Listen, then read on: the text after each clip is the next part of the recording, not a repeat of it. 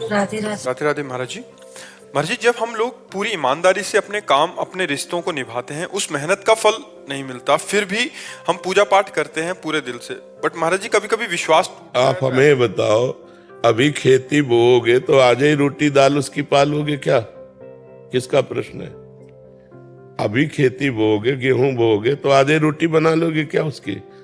कितनी पूजा पाठ करते हो, कितना जप करते हो, कितना ध्यान करते हो, लेकिन पीछे जन्मों के जो किए हुए पाप कर्म है, उनका जो बनकर प्रारब्ध है, उसको कौन भोगेगा?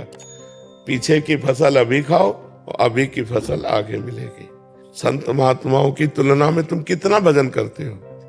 तुम्हारे पास तो और भी कर्तव्य कर्म है, और भी व्यवहार है। हमारे पास तो एक ही कर्तव्य कर्म है, केवल भजन। तो हमें भोगना पड़ रहा है, तो तुम्हें भोगना नहीं पड़ेगा। अगरबत्ती धूप बत्ती लगाती हो, इससे तुम्हें भगवान में अश्रद्धा हो जाती है, तो भगवान को नौकर समझा है क्या? फिर अश्रद्धा क्यों, अश्रद्धा शब्द क्यों? अश्रद्धा नहीं है, पर मेरा प्रश्न ये है कि जो आने वाली युवा पीढ़ी है, जो बच्चे हैं, जो देखते हैं, तो उनका विश्वास। हाँ, आने वाली युवा पीढ़ी गर्लफ्रेंड बनावे, बॉयफ्रेंड बनावे, जहर जैसे व्यसन करे, गंदे आचरण करे, भगवान पर श्रद्धा करे, तो नरक जाओ, दुर्गति भोगो। अगरबत्ती लगाने से हमारा प्रारब्ध बदल जाएगा? इतनी बड़ी तपस्या है, पाप किए हो तूफान जैसा, पहाड़ जैसा, और अगरबत्ती के धुआं से पहाड़ उड़ाना चाहती है, उड़ जाएगा क्या? पाप करते समय सोचते हैं भ्रूण हत्या, गर्भ हत्या, बलात्कार, चोरी चोरी, नाना प्रकार के पाप करोगे। जब वो फलीभूत होंगे तब श्रद्धा करो भगवान पे, अश्रद्धा करो, भोगना पड़ेगा तुम्हें। अगरबत्ती लगाओ चाहे धूप बत्ती लगाओ, अवश्य में भोक्तव्यम कृतम कर्म शुभाशुभम। समझ में आ रहा है ना? यह इतना भजन करो कि अपने प्रारब्ध को विध्वंस कर दो, तब देखो।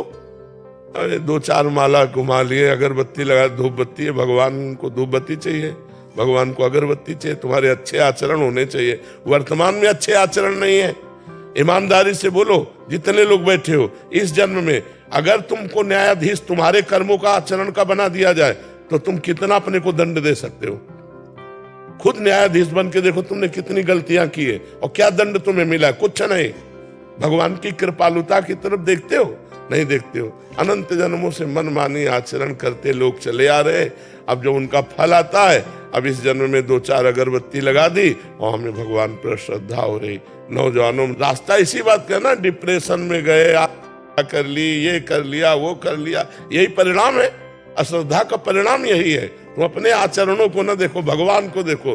तुम चाहो कि हमें खूब पाप कर्म करें और इसके बाद जो है हमें भगवान आकर गले लगा लें, ऐसा होगा क्या? महाराज जी, ये प्रश्न इन्हीं का नहीं है। ये क्या आजकल क्या हो गया महाराज जी, अनुष्ठान, नाम जप और कोई भी साधना नहीं है। बट जैसे मंदिर गए, मेरा पास हो जाओ हे प्रभु, हम पास हो जाऊं, पास नहीं हुए तो भगवान ने पास नहीं किया। पढ़ाई मत करो भगवान पास कर दे। मैंने मांगा कि मेरा बच्चा ठीक हो जाए, ठीक नहीं हुआ तो अश्रद्धा हो गई भगवान से। क्या फर्क पड़ता है? आकाश के ऊपर थूको, कोई फर्क पड़ता है क्या?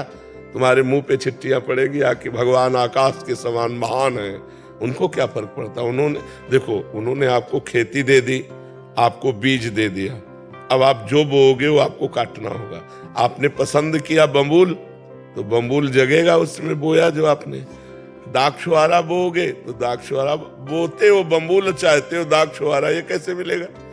विचार करके देखो। करते हो गंदे आचरण, चाहते हो उत्तम फल।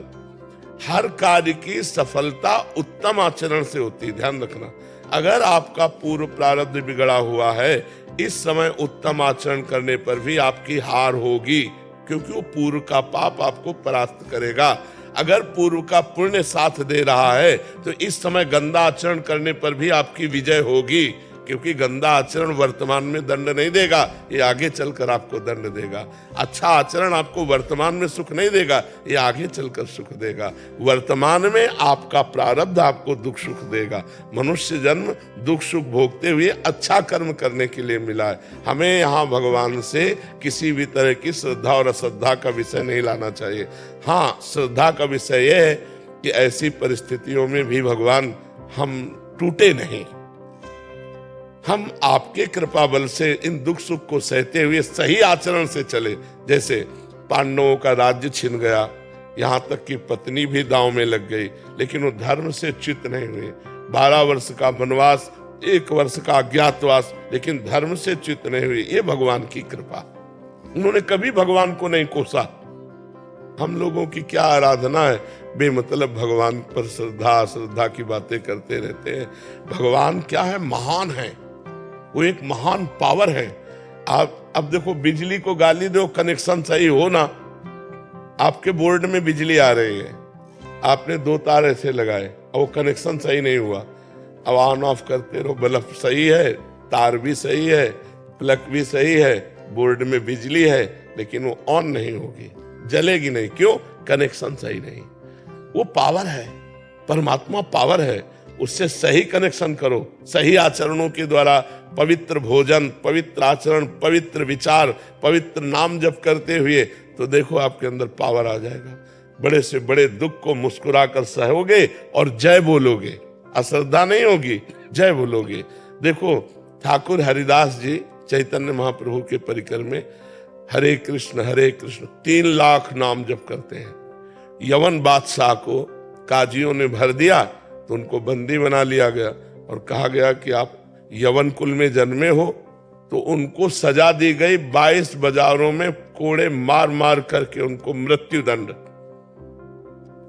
कोड़ा जब लगता तो कहते हरि बोल, जय हो प्रभु आपकी। यह भक्ति, यह भक्ति, हरे कृष्ण बोल रहे हैं, भगवान का नाम जब, ये कोई अपराध है? और दंड उसका क्या है? 22 बाजारों में मार कोड़े मृत्यु दंड। लेकिन हरि बोल, जब जल्लाद कहते हरि बोल कहता है तो मुस्कुरा देते, तूने भी हरि बोल कहा ना, तेरा भी कल्याण हो जाएगा। जो वास्तविक भगवान के पावर से जुड़ गए हैं, देखो ये है पावर। प्रहलाद जी को आग में रखा जा रहा है, जय श्री हरि। यहाँ हमारी क्या है, हमारी छोटी सी बात नहीं बनी, हमारे कर्म के अनुसार तो हम भगवान पर श्रद्धा कर ले। ये नौजवानों की आज जो बुद्धि बिगड़ रही ना, ये अश्रद्धा के कारण ही तो बिगड़ रही। अगर वो श्रद्धा करके माता पिता के चरण छूते, श्रद्धा करके अध्यात्म को स्वीकार करते, तो ना तो व्यभिचार में जाते, ना व्यसन में जाते, अपनी पढ़ाई को पढ़ते, अपने कर्तव्य को पूरा करते, अच्छे नंबर लाते। भाई अपने चैप्टर में बुद्धि तभी लगेगी जब हमारी बुद्धि शुद्ध होगी, एकाग्र होगी। अब व्यभिचारी की बुद्धि शुद्ध होगी क्या? अपवित्र बुद्धि। व्यभिचारी की बुद्धि एकाग्र होगी क्या? नहीं, चंचल बुद्धि। व्यभिचारी की बुद्धि व्यसन रहित होगी क्या? नहीं, नशेबाज। तो नशेबाज, व्यभिचारी और चंचल बुद्धि वाला किसी भी चैप्टर को कंठस्थ नहीं कर सकता, किसी भी विषय में सफल नहीं हो सकता। ये लोग कैसी बातें करते हैं, भगवान पर श्रद्धा नहीं, ऐसे नहीं चला जाता। ब्रह्मचर्य से रहो, पवित्र आचरण करो, पवित्र भोजन करो, एकाग्रता पूर्वक पढ़ाई पढ़ो, हर विषय में पास हो जाओगे, हर विषय में पास हो जाओगे। तुम्हारे ग्रंथ तो इतने, हमारे ग्रंथ तो इतने मोटे मोटे हैं, और सूक्ष्म विषय है, तुम्हारा तो स्थूल विषय है। यही राष्ट्र का विषय होगा, विश्व का विषय होगा, हमारा विश्वात्मा का विषय है, विश्व से अलग विषय है। ये विश्व में जो दिखाई दे रहा उससे अलग विषय है, हमारा सूक्ष्म विषय है, उसको पढ़ना है। अब ब्रह्मचर्य नहीं रहोगे तो बुद्धि शुद्ध नहीं रहेगी, आहार गलत करोगे बुद्धि से। अब आजकल के नए नए बच्चे वो क्या कहते हैं, वो जो सेवई जैसा होता है, हाँ लूडन, ये हार रह गए हैं, नहीं रह गए। 1 किलो मठा और 4 रोटी और उसमें हरी धनिया का नमक मिला खाओ, दंड बैठक मारे तो समझ में आवे नहीं। अब इतनी सी चाय पी लिए और ये चाउमीन खा करके गुजारा कर रहे और अपने को स्वस्थ रखना चाहते हो। अरे नहीं, 100-200 ग्राम घी जाए, पचे शरीर में, 1-2 लीटर शुद्ध दूध जाए, दंड बैठक मारो, 2-4 किलोमीटर दौड़ो, पवित्र आचरण करो। अभी देखो नौजवानों की बुद्धि तेज सब बढ़ जाए। अब इधर उधर का गंदा भोजन पाओगे, दूसरे का मांस खाने से चर्बी बढ़ सकती है, आत्मबल नहीं। पवित्र आहार करोगे तो माना तुम्हारी चर्बी नहीं रहेगी, लेकिन आत्मबल बढ़ेगा, तुम्हारी बुद्धि बढ़ेगी, तुम प्रखर बुद्धिमान होगे। इसलिए दोष भगवान को न दो, अपने को सुधारना है, उनसे कृपा मनाओ कि हमारी बुद्धि शुद्ध हो जाए और आप में कभी अश्रद्धा न हो। कितने करुणा में भगवान है, क्या बिगाड़ा है आपको? आप विचार करके देखो, आपका शरीर भगवान ने आपको दिया, बुद्धि भगवान ने दी, सब कुछ भगवान ने दिया, आपसे लिया क्या? फिर अश्रद्धा किस बात की? तुम्हारी क्या है? एक रोम भी तो तुमने नहीं बनाया, मेरे भगवान ने बनाकर तुमको इतना सुंदर शरीर दिया, फिर तुम भगवान से अश्रद्धा क्यों कर रहे हो? भगवान ने तुम्हें पृथ्वी दी, वायु दिया, अग्नि दिया, तेज दिया, सब कुछ दिया है, क्या भगवान की अश्रद्धा करने का विषय बनता है? आप अपने आचरण शुद्ध ना करो, सब कुछ भगवान का दिया आपके पास है। भगवान ने कभी कहा कि ये मेरा है? आप 100 रुपया भगवान को दोगे तो 1000 जगह कहोगे कि बिहारी जी में जाकर मैं चढ़ाया था और बिहारी जी ने हमारी बात नहीं सुनी। तुम सुनते हो भगवान की बात, सब कुछ दिया भगवान ने। गीता जी में भगवान कहते, भागवत जी में कहते, तुम एक भगवान की बात न मानो तो तुम्हारी भगवान कैसे बात मान लेंगे? अभी भगवान की बात मानो, तुम्हारी बात भगवान मान लेंगे। बड़े बुरे से बुरे कर्म का भी तुम्हें दंड नहीं मिलेगा। अहम त्वं सर्व पापेभ्यो मोक्षयिष्यामि मा शुचा। तो समझना पड़ेगा, अध्यात्म को समझना पड़ेगा। जैसा बोओगे वैसा काटना पड़ेगा। ऐसे ऐसे लोगों से पाप बन रहे जिसे समझते नहीं पाप है। पहले किया व्यभिचार और जब गर्भ रह गया तो बच्चे को झाड़ियों में फेंक दिया, कूड़े दाने में फेंक दिया। कितनी बच्चे बच्चियां ऐसे मिलते हैं जो कूड़े दानों में मिल रहे। तो मान लो जैसे गृहस्थी में भी है तो भ्रूण हत्या, गर्भपात, ये सब कितने भयानक भयानक पाप है। कोई बिरला ऐसी होगी, खुली बात कह रहा हूं, कोई बिरला ऐसी मां बहन होगी जो गर्भपात न कराए। अब फिर उसका दंड, गर्भस्थ शिशु की हत्या बहुत बड़ा पाप है। तो इसको कौन मान रहा है? गृहस्थ कौन मान रहा है? तो फिर दंड जब मिलेगा तब। अब बोले भगवान पे अश्रद्धा होगी तो करो अश्रद्धा, उनको क्या फर्क पड़ता है? अवश्य में भोक्तव्यम कृतम कर्म शुभाशुभम। नहीं, बचपन से लेकर के अभी तक बताओ, धर्म विरुद्ध आचरण किए कि नहीं किए, गर्भ हत्या की कि नहीं की, चाहे पुरुष हो चाहे स्त्री, धर्म विरुद्ध आचरण सब करते हैं, तो उनका फल नहीं भोगना पड़ेगा?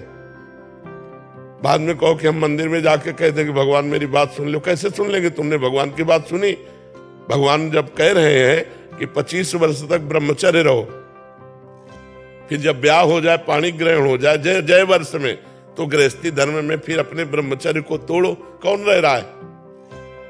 सबसे पहला आश्रम सबका है ब्रह्मचर्य, फिर गृहस्थ, फिर वानप्रस्थ, फिर सन्यास। कोई चल रहा है? अभी उठ के खड़े होना नहीं आता, बॉयफ्रेंड हो गए। हाँ, उठ के खड़े होना नहीं आता, बॉयफ्रेंड हो गए, गर्लफ्रेंड हो गए। अब ये बच्चे बर्बाद हो जाएंगे कि नहीं हो जाएंगे? जिनका उद्देश्य ही अभी पक्का नहीं बन पाया, पढ़ाई लिखाई में जहां माइंड लगना चाहिए वहां गंदी बातों में माइंड लग गया। अब कैसे? अब इसके बाद कहो हे भगवान, हे दुर्गा देवी, हे भैरव बाबा। तो फिर अब इसमें कोई सुनने वाला नहीं। तुमने सुना नहीं तो फिर वो तुम्हारी नहीं सुनेंगे। 1 किलो लड्डू भी चढ़ाएंगे, वो भी गए। तो अनंत ब्रह्मांडों को भगवान भोजन दे रहे हैं, पशु पक्षी सबको भगवान दे रहे हैं। यार तुम उनको 1-2 किलो लड्डू से पोसलाना चाहते